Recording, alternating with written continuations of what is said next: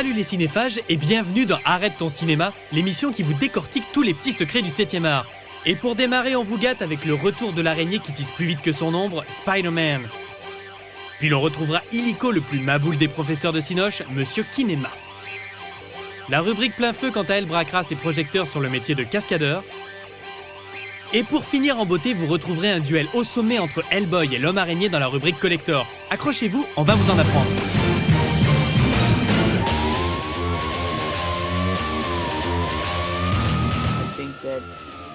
Je pense qu'on a fait beaucoup mieux du point de vue de l'action et des effets spéciaux.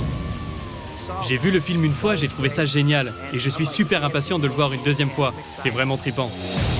Le message est clair, ça va secouer. 2 ans après son succès interplanétaire, le héros mythique Spider-Man retend sa toile dans les rues de New York. Les commandes du film sont toujours entre les mains confirmées du réalisateur Sam Raimi et quant au rôle de l'intrépide araignée, il est toujours tenu par le fringant Tobey Maguire. En ce qui me concerne, j'ai repris le rôle avec beaucoup de facilité. J'avais déjà fait les cascades et je connaissais bien le terrain. Je suis maintenant très familier avec mon personnage et son entourage. Ce n'était donc pas comme la première fois où j'angoissais en me disant qu'il fallait vraiment que je me prépare à fond. Là, c'était plutôt « Ok les gars, au boulot ». Au travail donc, et pour démarrer, il nous faut tout d'abord un héros plutôt mal dans sa peau.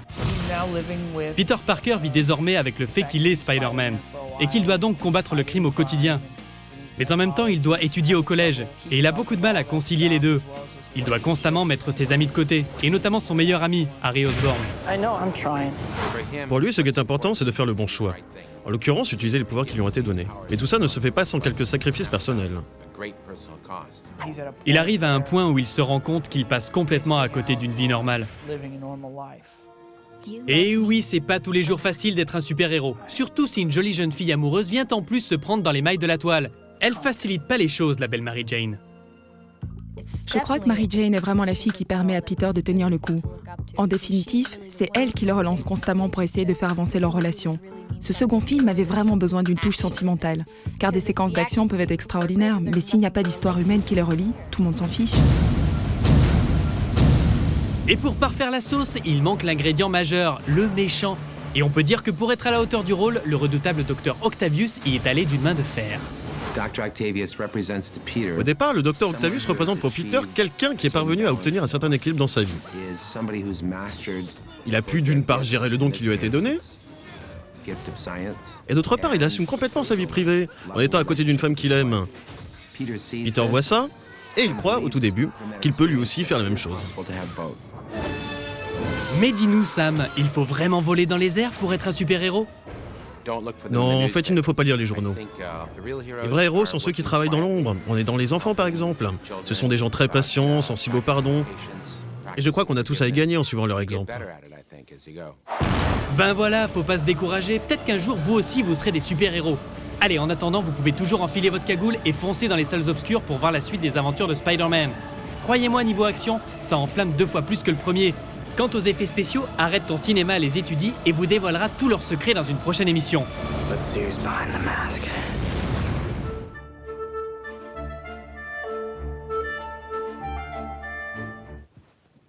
Bonjour à tous, vous pouvez vous asseoir. Pour ceux qui viennent d'arriver et qui ne me connaissent pas encore, mon nom est Monsieur Kinema. Vous là-bas, ça ne vous intéresse pas ce que je suis en train de dire ? Eh bien, sachez, jeunes gens, que faire du cinéma, ça s'apprend. Et ça s'apprend ici. Je ne le répéterai jamais assez. Avant la pratique, il y a la théorie. Et pour vous prouver que j'ai toujours raison, aujourd'hui, nous allons étudier le travelling compensé. C'était quoi ça ? Sachez que si quelqu'un s'amuse à perturber la classe, il sera ô combien. Alors on faisait ça pour rendre service, nous, hein ?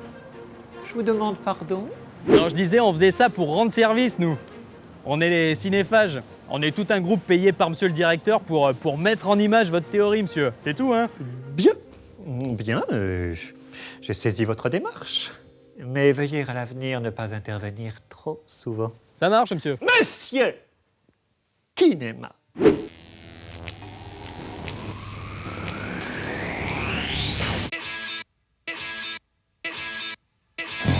Attention les amis, n'essayez absolument pas de reproduire ce que vous allez voir. Cascadeur c'est un métier et il ne faut surtout pas le prendre à la légère. Pour en savoir plus, Arrête ton cinéma a pris son courage à deux mains et a rencontré pour vous ces professionnels de l'extrême au parc Walt Disney Studios. Un cascadeur, c'est quelqu'un de serein, calme, sérieux, très sérieux au niveau de son physique et de son mental aussi. Un cascadeur, c'est pas forcément prendre des risques, bien que la plupart du temps on en prend. C'est préparer des actions et après les présenter devant un public. Et pour devenir cascadeur, il ne suffit pas d'être casse-cou, il faut aussi suivre une formation. Alors les gars, comment on devient roi de la voltige ? Ça dépend, il y a plusieurs façons. Moi personnellement, c'est par petite annonce. Moi avant j'étais mécanicien. On recherche cascadeur. J'ai suivi 3 mois de formation un peu plus loin dans Disney. Sportif, en gros n'ayant pas froid aux yeux. On prend quelqu'un qui a des bases au début de moto et on apprend tout ce qui est roue arrière, roue avant, chorégraphie du spectacle. On s'entraîne aussi pas mal à être calme. Il faut un état d'esprit quand même pour être cascadeur. Il ne faut pas avoir froid aux yeux, il faut être sûr de ses gestes, sûr de ses actes. Et après, avec une formation, il n'y a pas de raison que ça se passe mal. Une cascade, pour moi, c'est quelque chose qu'on fait rarement. Donc ici, on les fait assez souvent, on les fait tous les jours. Mais elles sont assez simples comme cascades. Simple donc. C'est quoi en fait la simplicité pour toi ? La simplicité, c'est savoir réagir au bon moment. Quand on fait des fois, ça arrive de nous tromper, il faut savoir réagir au bon moment pour que les spectateurs ne le voient pas. Il faut quand même rester cool.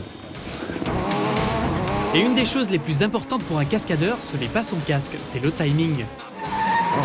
Le timing, il se passe là, avec nos supérieurs qui sont toujours avec nous. Et c'est eux qui nous donnent les tops, quel moment il faut sortir des portes pour pas croiser de voiture. Mais après, à force de faire le show, on arrive à faire notre propre timing, au feeling.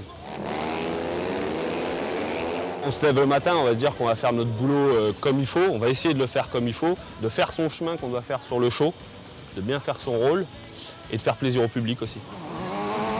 Merci les gars pour toutes ces infos. Allez, juste un dernier petit conseil pour nos cinéphages qui rêvent de faire votre métier. Motivation, accrochez-vous et un petit peu de chance. Les cascadeurs, mesdames et messieurs, ils ont pris des risques pour vous. S'il vous plaît, pour les cascadeurs, faites du bruit. Vous l'aurez compris, cascadeur n'est pas un métier facile, mais tout est possible si vous êtes passionné. Pour plus d'informations, vous pouvez toujours aller surfer sur arrêtetoncinema.com.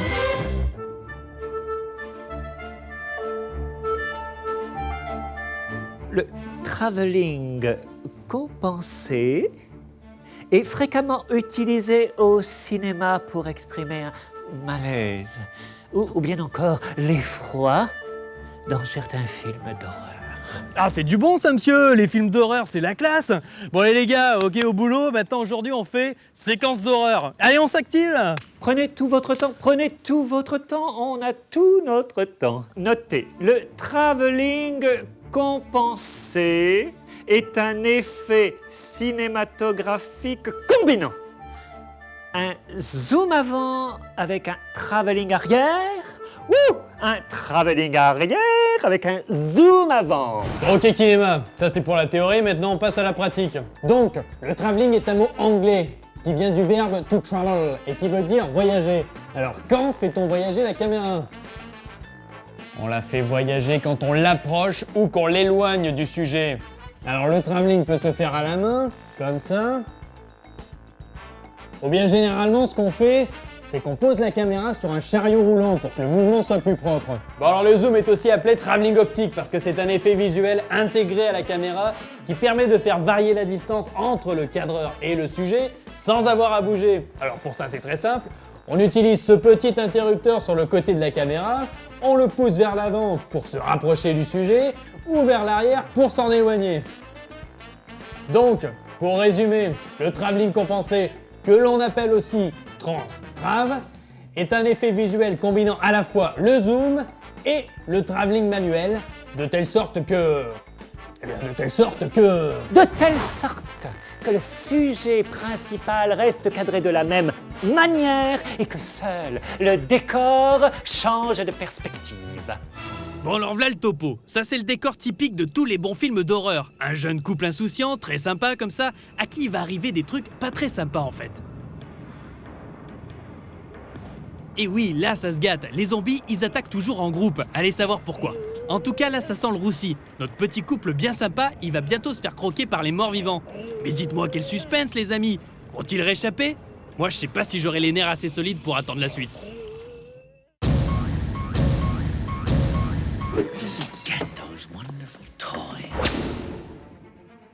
Chers téléspectateurs, bonsoir et bienvenue pour cette rencontre au sommet opposant deux adversaires au gabarit on ne peut plus différents mais à force égale. À ma droite, bien sûr, le bien nommé Spider-Man, champion du tissage de toile, et à ma gauche, le roi de l'exorcisme, Hellboy. Le monstre rouge semble à cran et bien disposé à faire de la bouillie d'araignée. Il faut dire que notre Spider-Man sait y mettre les formes pour taper sur les nerfs.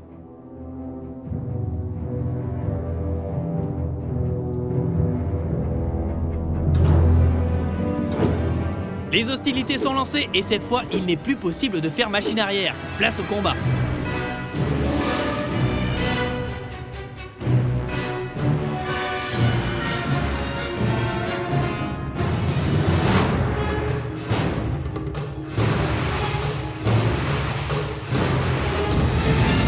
Voilà le face-à-face et une petite accalmie qui me laisse le temps de vous présenter nos jouets de collection. Spider-Man, superbe figurine articulée et ses accessoires. Hellboy, magnifique figurine de résine, précise dans ses moindres détails. Trêve des discours, l'attaque semble imminente. Le gant Spider-Man et sa bombe aérosol semblent la meilleure réponse contre l'arme de Hellboy. Oh, plein le visage, le coup est d'une extrême violence. Incroyable en un seul coup d'une infinie précision, Spider-Man est déclaré vainqueur.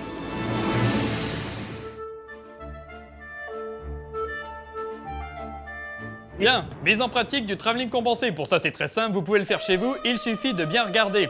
Gilles, notre caméraman, est assis sur un fauteuil équipé de petits cylindres rotatifs, appelés communément roulettes.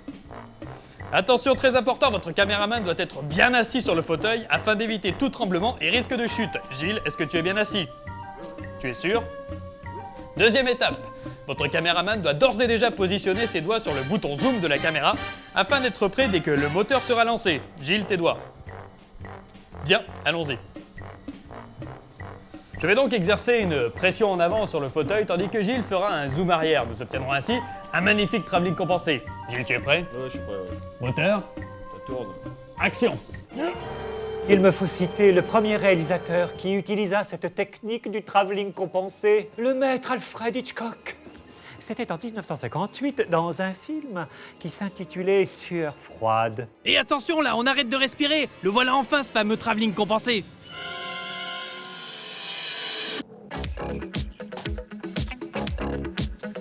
Ah oui, ça c'est incroyable, c'est le syndrome des zombies. Ils sont plus que morts mais ils peuvent pas s'empêcher de danser dès qu'il y a de la musique. Ah, ils balancent nos morts vivants. Un coup à droite, un coup à gauche, regardez-moi ça. Faut pas les choses à moitié, hein. C'est plus un film d'horreur là, c'est une comédie musicale. Je me demande si on illustre bien les propos de Cinéma.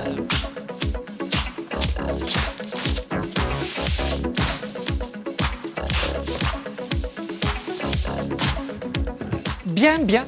Je crois que l'on a bien saisi. Maintenant, le cours est terminé.